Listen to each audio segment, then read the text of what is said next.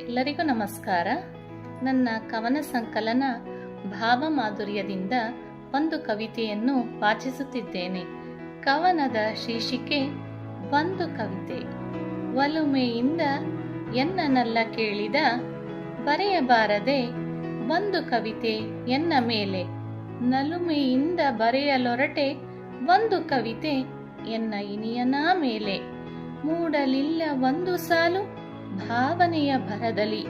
ಹೀಗೆ ಬರೆದರೆಷ್ಟು ಚೆನ್ನ, ಇಲ್ಲ ಇಲ್ಲ ಹೀಗೆ ಬರೆದರೆ ಇನ್ನೂ ಚೆನ್ನ ಎಂಬ ದ್ವಂದ್ವವೇ ತುಂಬಿತಲ್ಲಿ. ಆದರೂ 100 ಸಾಲು ಬರೆಯಲೊರಟೆ ಬಿಡದೆ ಛಲದಲ್ಲಿ. ಬರೆದೆ ಬರೆದೆ ಬರೆದು ಹರಿದೆ ಅರಳಲಿಲ್ಲ ಒಂದು ಸಾಲು ಅಲ್ಲಿ.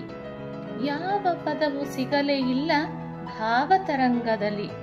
ಕೇಳಿದ ಕವಿತೆಗುತ್ತರ ಕೊನೆಯಾಯಿತು ಮುಗುಳು ನಗೆಯಲಿ, ಕೊಂಚ ತಳಮಳದಲ್ಲಿ. ಆದರೇನು ಎನ್ನನಲ್ಲ ತಾನು ನಕ್ಕು ನನ್ನು ನಗಿಸಿ ಹೇಳಿದ.